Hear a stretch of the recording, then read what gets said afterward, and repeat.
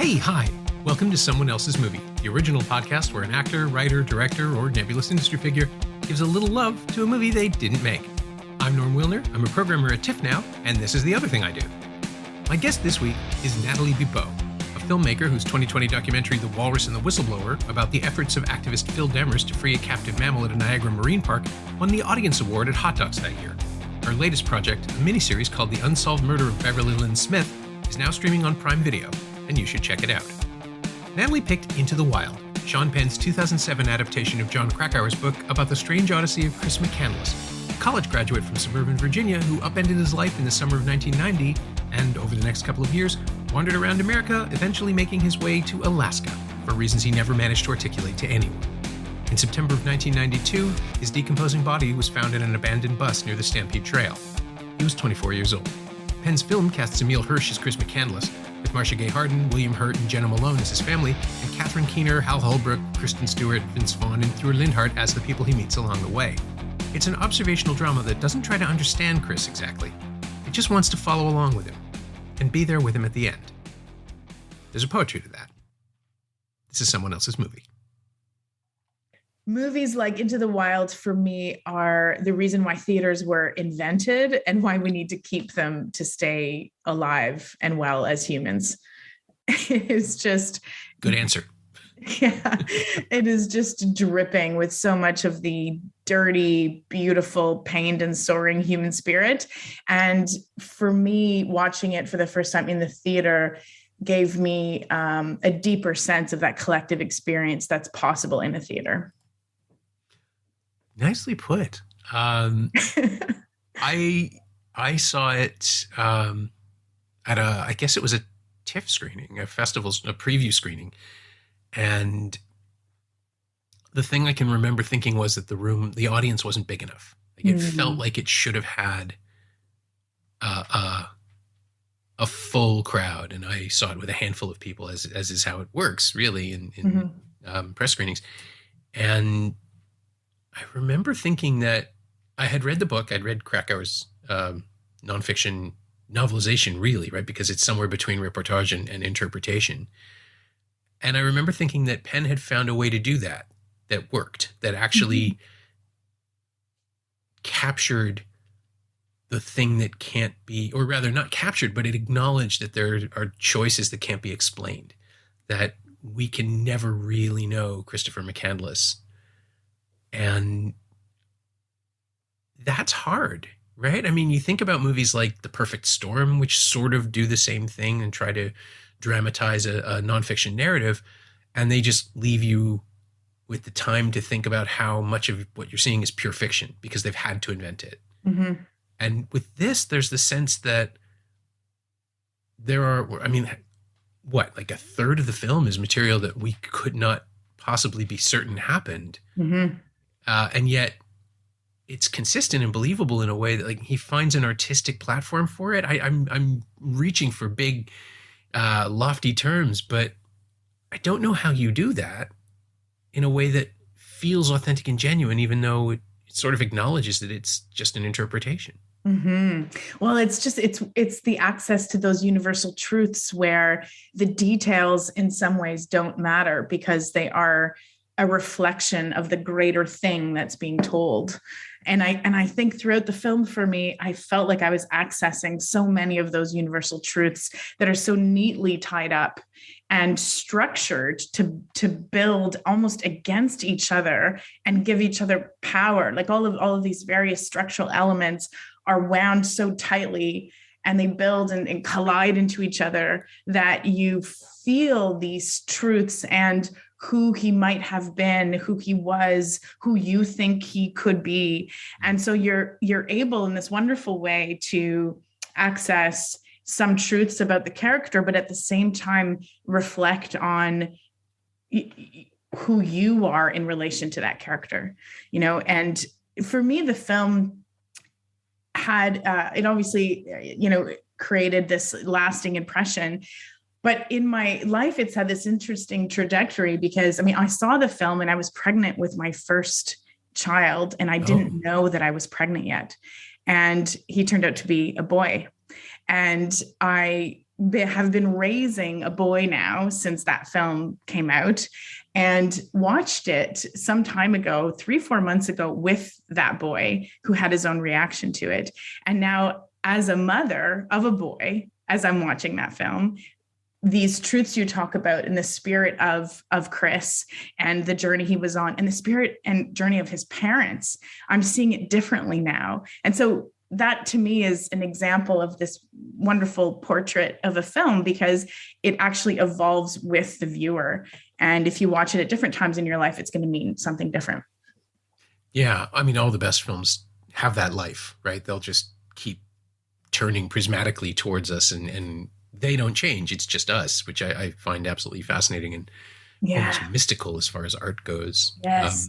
Yeah. And here, watching it again this time, I realized that so much of the mystery of it is that it refuses to reveal itself. Like it just Penn won't let us understand. And by keeping Chris's motivations at arm's length, it makes us look more closely. So every repeat viewing, I've scrutinized what Emile Hirsch is doing. I've tried to understand the meaning behind every gesture. And of course, like, he's making stuff up too. There's this weird transference that happens between the actor and the character, but also there's just bits of business that happened on the day when they shot, clearly. I mean, just nods and gestures and things. And because he's such an enigma, because Chris McCandless is such an enigma, it's just this, it's like a challenge being presented to me. Can I understand it this time? And you never will, but it pulls you closer every time, which I find absolutely fascinating. Yeah, absolutely. Absolutely. Yeah. Yeah, no, Emile Hirsch's performance, I think, is legendary there. And I think too, because of that little sparkle in his eye and the way he interprets and understood Chris in relationship to the viewer also has that enigmatic quality that changes. And so, Penn's passion, imbued in the film with Chris, with these other actors, these supporting role actors who play real people who loved this boy who is trying to reject them, is just, I don't know, for me, it's sort of phenomenal how it all came together to create this mystical, impossible to define and grasp film that continues to evolve and grow in its identity and experience. I don't know. Did you love it when you first saw it? What was your first reaction to it? I liked it a lot. I don't know that I loved it until the second viewing, because it felt like there was a hole. And having read the book, again, I came in with expectations that were unfair maybe to the way that Penn chooses to tell the story. And it wasn't until the DVD release and the HD DVD release that I managed to take another look and think, oh, no, it's not about what I want. That's the point. Like, he's not giving me an easy resolution. He's not even going to go as deep into McCandless as Krakauer did in the book, because McCandless in the film, he just says he wants to go to Alaska. He has no larger, there's no greater agenda. The real McCandless had left behind diaries and there's all sorts of, it's self-mythologizing, in some cases nonsense. He clearly wasn't well, but the version in the film is this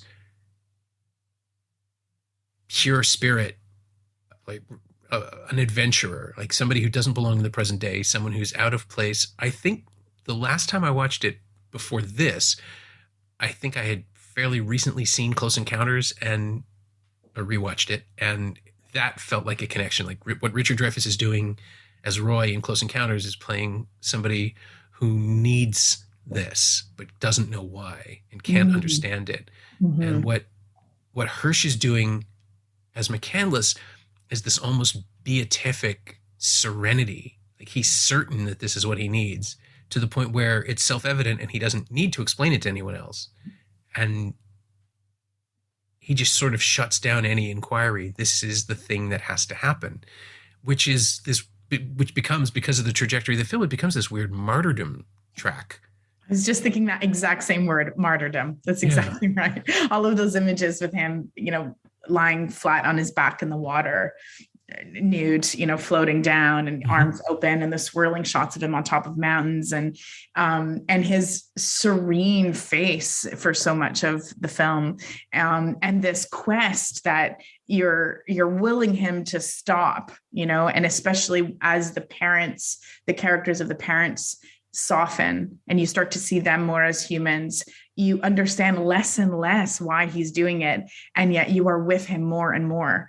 And so I think this less is more performance of his, and also the screenplay worked in favor of that. It actually, I think had he tried to explain it better, it might have failed. Yeah, I agree. I think if you're going to tell this story this way, it has to be unknowable. He has to be just outside of us. And even the way that to leap ahead, his death is presented as a kind of rapture. Yes. It's very, it's such an intimate death. The way the film presents it, the way Penn just pushes into it, and it gets a little surrealistic, but impressionistic, but it's not too much somehow, right? Like this is the climax. This is his destiny. This is where he was headed the whole time. And we do have that moment where he tries to go back because he suddenly realizes that this isn't going to work. Which is in, like, it's in Krakauer's book, the suggestion that he second guessed himself, that he reconsidered. But in the book, it's fatalistic in a way that kind of frames it as, well, what did he think was going to happen? And Penn is so much more sympathetic in that moment. Like, he really didn't know what he was doing. He knew what he wanted, but he didn't know how to get it. And in the end, the film implies that he made peace with it, which I think, if you're going to make this movie, we need that as an audience. I mean, there is a different version of this film that is far less beautiful, right? Like, there's the $5 million indie about someone who is going to die a terrible, lonely death. And he just follows that trajectory all the way to it. And you don't have movie stars. You don't have, these incredible helicopter shots, and the lighting isn't quite perfect. And you come out angry. Because you've watched someone throw his life away. Well, and maybe like Grizzly Man. Well, I wonder, right? Like, that was right around the same time. Yeah. Although what Herzog is doing is judging from the beginning, right? Because he has his own voice as a documentarian.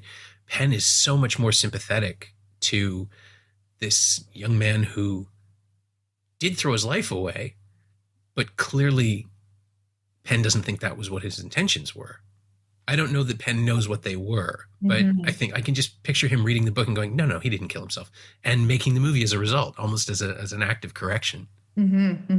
Well, the way that plays out for me, I love what you say about that, because the way that rapture and those last moments and days and weeks play out is that he's actually closer to humans than he ever has possibly in his life. I mean, this is how I'm seeing it. He's literally enveloped by the objects that have been given to him by people on his journey. And the symbolism of the toque knitted by the replacement surrogate mother figure that he's met along the way is hanging just on the other side of the river that he now can't access, and that he desperately wants to access again, is deeply sympathetic, right? Because you're just feeling the boy, you're feeling the mother's son with this rebellion that is now more complicated than he thinks it was. And right. And so I think all of us can relate to that. And then he comes back and in those last moments, he's wearing the coat that was given to him by the elderly man that he last had a relationship with, and the belt that had been made there as well. And so he's literally surrounded by the love of people he touched along his journey of rejection of society, right? And so to me, those nuances Penn was able to access in a way that I found very, I admired him for that, actually, as a filmmaker and as a budding filmmaker at the time. I really admired that ability to give me all of those nuances in ways that are almost difficult to explain. and make me fall in love with a character who hurt a lot of people and who self-destructed. Yeah, it's an incredibly sympathetic portrait of someone who is, like, from the outside, an incredibly unsympathetic person. Like, it's an anti-road movie in that every road movie prior is a film about the friends you make along the way. It's almost a cliche now. Mm-hmm. And he just rejects every overture, every chance that he has, he pushes away. And again, Hirsch makes it feel like a confident thing instead of a cruel thing. Mm-hmm. He's like, his scene with Hal Holbrook at the end when he leaves is just such a heartbreaker. Yeah, especially because, the film has given us a sense of its rhythm, and we know this is his last stop. Yeah. Even if you've never seen the movie before, this is Penn telling us that this is his last chance. Yeah. And Holbrook is just so vulnerable and open in a way that I don't think I'd ever seen him before. Mm-hmm. I mean, he'd been playing, judges and presidents and grandfathers my entire life, as long as I was aware of him. He was this statesman, and Penn just casts him as someone who doesn't have that strength. Like, he doesn't have the resolve to hold this kid steady. Mm-hmm. Not that it would have worked, but you can feel him blaming himself as McCandless leaves. And it's such a stunner. And it's such a strange way to place that moment, to make this, once again, another failure of society, of humanity, to keep this kid in its circle, in its fold. And we're sympathetic we feel for both of them because we know what they're each losing. Yes. Yeah. Oh, and there's that moment where, Hirsch's long pause after the question is asked if he wants to be adopted. And the basic response of, "Can we talk about this when I'm back, Ron?" is just, right. Like, and I don't know that I think the performance, the wetness of Hirsch's eyes that wasn't overdone, matched with the vulnerability of Holbrook. You're right. I mean, they created magic in that truck. Yeah. And it's something that shouldn't work. It obviously does. But if you're writing this, how do you know? It's the same kind of confidence, I think, that McCandless has, that he'll make it to Alaska and everything will be fine. It's that Penn, in translating this novel to the screen, just has to believe that he'll figure it out, or he'll know how to do it. And there's no precedent for a story like this that I can see. Certainly not from Penn. No, absolutely not. No, for me, it was a real shocker. But to feel as if, I felt structurally and from a screenplay point of view, like I was in very capable, guided hands, like as a viewer, I just felt like I was being taken and fed when I was meant to be fed, and withheld, food when that was the intention as well. And so that I just felt like I was trusted as a viewer, and yet completely given over to him and what it is he wanted for that journey at the same time. I just thought it was a work of great craftsmanship from someone I was surprised to see that from. Yeah. In retrospect, it does have a lot of the same DNA as Penn's first feature as a director, The Indian Runner, where you're watching a man come to terms with the fact that his brother is beyond salvation. But because we sympathize with the brother who stays rather than the brother who leaves, David Morse rather than Viggo Mortensen, the calculus is completely different. The emotional balance is so shifted in the favor. Like, we are allowed to see Viggo Mortensen's character as flawed and not necessarily beyond salvation, but self-destructive. We can understand why he does the things he does. What Into the Wild does is shift the focus entirely onto the self-destructive character who has no self-knowledge, which is completely, radically different and just so strangely potent as a narrative choice. We've seen movies and television shows, decades worth of narratives about, what they call difficult men, who are openly, like either anti-heroic or toxic heroes, people who don't understand the destruction they cause, narcissists. This isn't that. And from, there's really no way to ignore it. Both Penn and Hirsch have been toxic and difficult in their own ways, in their own careers, in their own lives. But there's something that just lines up here, that maybe that's it. Maybe Penn is writing it from the inside out, but he feels for Chris McCandless so fully that he sort of wrestles the movie into something sad and true rather than, frustrating and alienating. I just keep coming back to that point. It's something I can't fully get.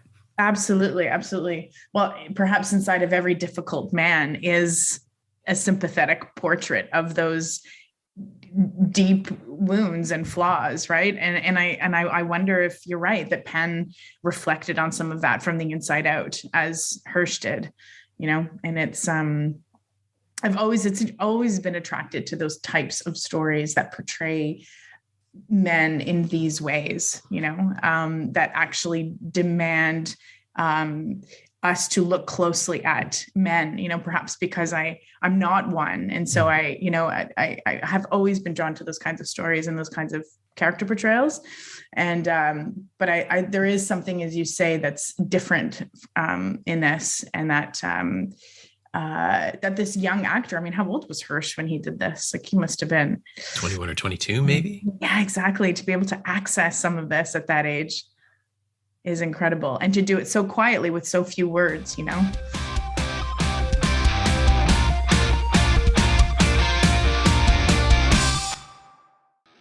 Hey, it's Norm, interrupting my own show to tell you about the new Shiny Things newsletter, my weekly dispatch about physical media, culture, and maybe the odd streaming show.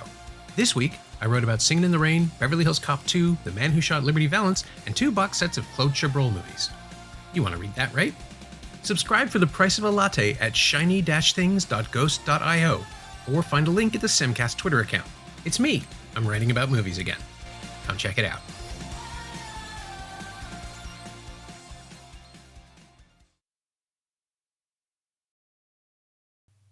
His gait is a narrative tool at various points in the film, like seeing how well he's moving or how hard he's struggling becomes a way of understanding what's going on inside his head, because he's just giving nothing back. I think about someone like Michael Shannon, who is the go-to for me for someone who is incredibly empathetic but able to shut himself off if he wants to as an actor and give nothing back. And there's even kind of a physical resemblance between the two of them. Now that I think about it. Yeah. Big foreheads and jaws. And it's such a weird skill, because, part of being an actor or a movie star is letting people see just enough of you that they want to keep coming back, right? That's what we've been led to believe. But in some cases, you give them less and it turns into more somehow. Just the minimalism of his acting, or his lack of effect. Yeah. Because there are other actors, dozens of other actors who would have gone bigger, who would have done something broader or even more comical or just like self-parodic. And I don't know if it's that that Penn wouldn't let him, because Hirsch is capable of going big when he wants to, or they just mutually decided this is the way to go, but it works so well. And the editing helps too, I think, because where he is quiet in his performances, sometimes scenes are juxtaposed in a way that create the bigness that might be required that he isn't giving for whatever reason in the moment, and the one that comes to mind is in fact with Hal Holbrook again towards the end, that moment of euphoria when they're sitting together after Hal has climbed the mountain, and he says, if you learn to forgive, God's light will shine on you, and the sun comes out. And that's juxtaposed immediately with, and that euphoria is juxtaposed with the madness in the bus of him starving, and he's swirling around and he's clearly spiraling and he knows it's the end. And it's right before the, seminal moment where he eats the plant.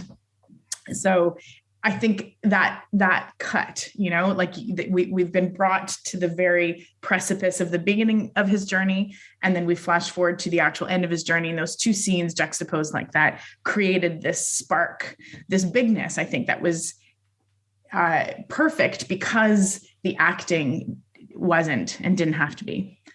Yeah. Yeah. I mean, there's so much room for little stumbles of humanity throughout. Like just, Kristen Stewart in any movie any movie except the Twilight films is going to give you a naturalistic turn and find incredibly sympathetic moments. And I don't even mean to crap on the Twilight movies. She knows exactly what she's doing in those films, and it is a real performance. I've always felt, I hate the movies, but it's not the actor's fault. They're doing exactly what they can. And then, like Galifianakis and Vince Vaughn, people who are ordinarily comic engines, right? Like driving films, are here to just sort of be for 20 minutes or 15 minutes and then just drift away and never come back. It's it is an ensemble film, even though there's a lead and everyone else has to hit those same notes in the same way. And they all have to be like compassionate and sad. They all have to be helpful or wanting to help. And that's my hook for Penn, if I ever get to talk to him about it. This seems to be his thing, like his personal idea of service. He's the guy who jumps in the boat during Katrina and goes and helps people. He wanted to go to Ukraine. He wants to be of service. He wants to help people. And yes, I mean, he brings cameras with him. And there is an element of narcissism to that sort of performance of heroism. But you step back another foot and he is actually doing the thing, right? Like even if we are what we pretend to be and all that, he is doing the things that help people. And every other character, everyone who isn't Chris McCandless in this movie is trying to understand him and trying to figure out if there's a way to help him. And it just breaks your damn heart in the end. Like, and it really is so moving that none of this needs to happen except that Chris wants it to. Yeah. He doesn't know what he wants, but he wants this. Yeah. Oh God. When you mentioned Vince's name, that moment in the bar when they're sitting across from each other and, with similar minimalism, Vince is just looking at him as he's talking and he cracks the odd joke, but for a lot of the time he's just looking at him and you're hearing him talk about rejecting society and parents, and Vince is just absorbing. And it's very quiet, really. It's punctuated by loud laughter every once in a while, and it sort of unwinds and it doesn't really go anywhere, that conversation, which is so perfect because that's how you would expect that conversation to end in real life. But there's this moment where he's just absorbing and you're absorbing sort of through him. And then later he's gone, but he's played this key role in the journey of Chris, but also of the viewer. And Catherine Keener, same thing, right? With her. Yeah, no, it's, it was extremely well cast. If you think about it, these figures who were in some cases a little bit older, in some cases a lot older, providing wisdom, and yet they're restrained because they can't really access him and they can't really give him their wisdom, but he is collecting it quietly, also in the form of these symbols and these objects that he ends up dying with, and of course realizing that happiness is only real when shared at the end, right? Yeah. And with someone like Catherine Keener and even Vaughn too, I mean, as he's aged, he's gotten harder and softer at the same time. It's just something that's gone on with his, like the face and the eyes are like changing shape. But Keener just carries all of this like empathy and questioning in her face. She wants to know him better. She wants to understand. And as we flip through all the various faces and all the actors, everybody is cast as a listener. And with Keener and with Holbrook, I think you get the real sense that these people are trying to figure out what they can say that will help. And it's never direct enough. Right? Holbrook comes out and says, I can adopt you. You can be here. You can be safe and you can stay here with me. But it's after a long, convoluted conversation where they're circling each other and they're not really able to say what they need. And McCandless is never able to I mean, he can say what he wants, but he can't articulate anything beyond Alaska will solve everything. And it's just so sad to watch this. It's so sad to watch this waste of a life. Yeah. And have everyone else, because it's the kind of thing where in the investigation, I mean, Krakauer, I don't know that he ever actually says it in the book, but I came away from the book feeling like everyone could see this coming.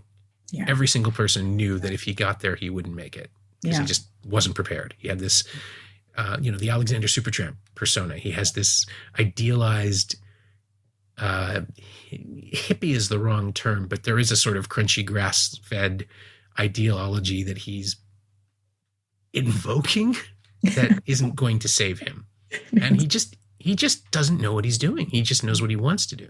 Mm-hmm. And I've met people like that. And it's always about, starting a business or breaking into something. And it's never about, I'm going to take myself away from the world and live off the fat of the land perfectly well and not ever get dysentery or hepatitis. Because, I'd be dead in the first 6 hours. I know this about myself and I'm fine with it. Exactly. But it is it's a commitment of his own life to his own death. Yeah. And everyone else can see it. Yeah. They can see it while also receiving gifts from him, but receiving emotional gifts from him. And that's the other turn that I find so fascinating is that it's multi-directional, these relationships, right? Hal Holbrook gets something from this relationship. Catherine Keener, when she reaches over and grabs his chin and says, do your folks know where you are? Yeah. There's so much in that, given her backstory in the film.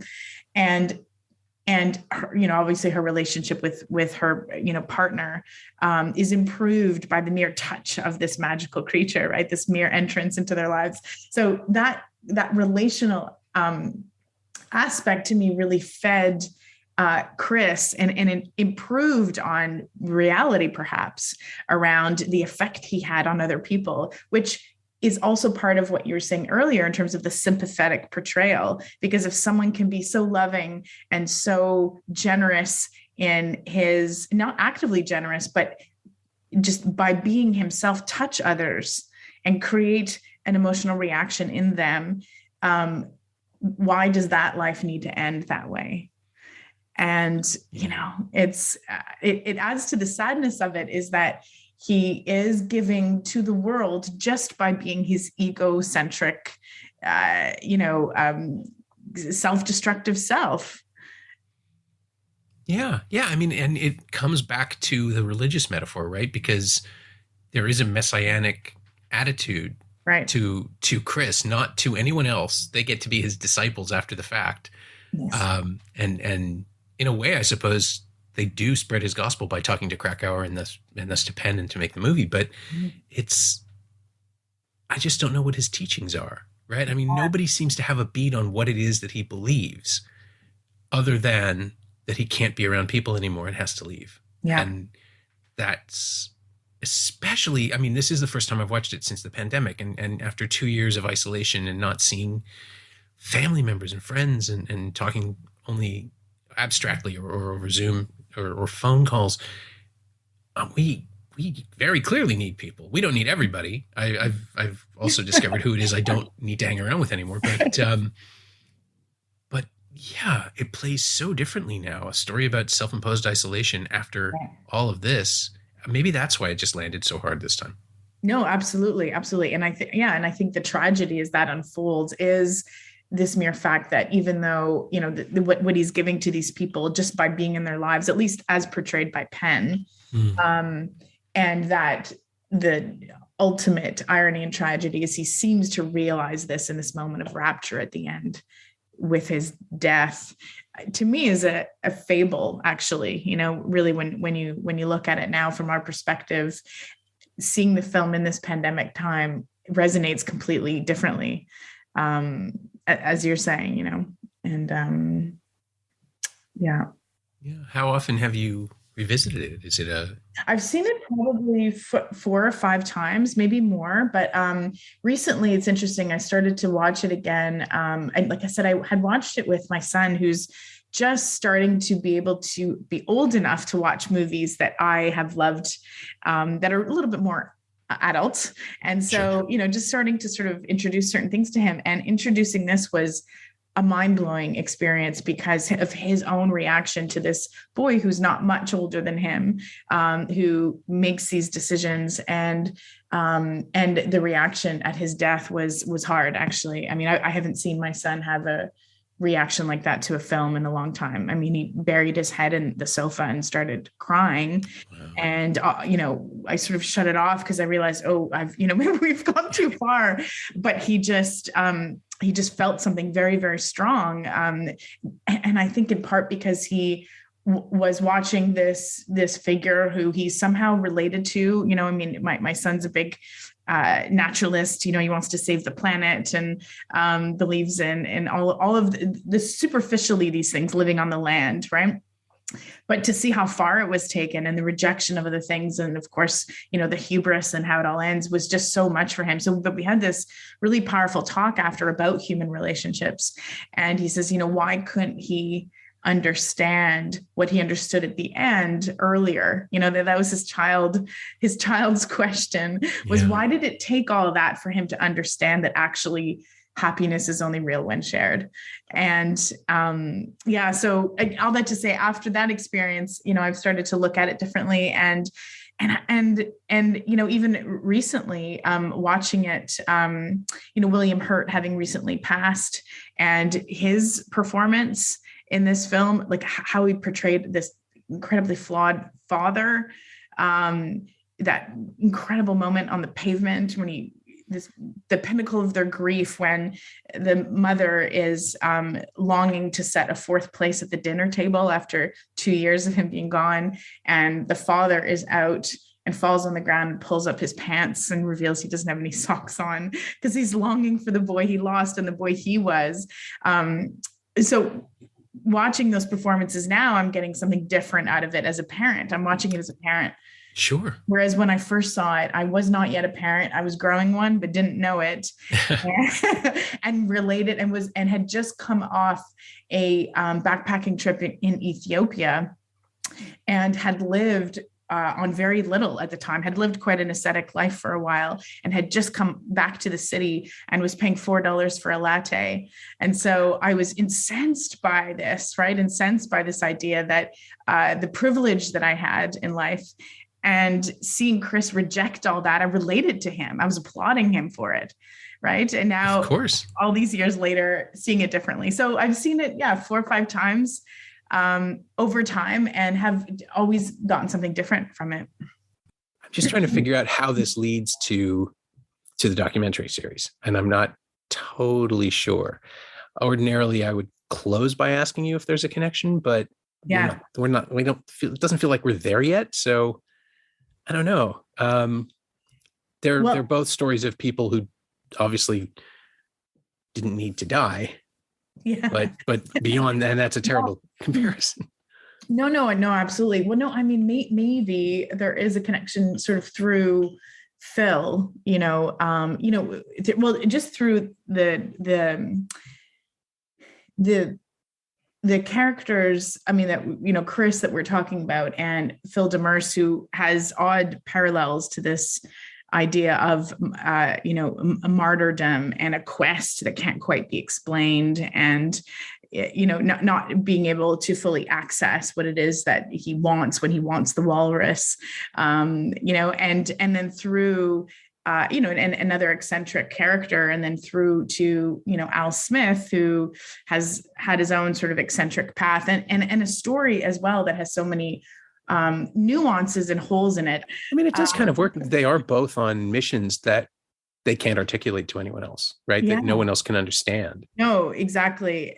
Yeah, no, exactly. And definitely self-destruction, of let's say, this difficult man story, it's sort of like, I don't know. I just think there's, and they're all really, I mean, all of these things, and like many, many good, films and stories, are very complicated and difficult to encapsulate and properly tie up, and I think that the story of Beverly Smith and what happened to her is a tragic example of there never being neat resolution, Yeah.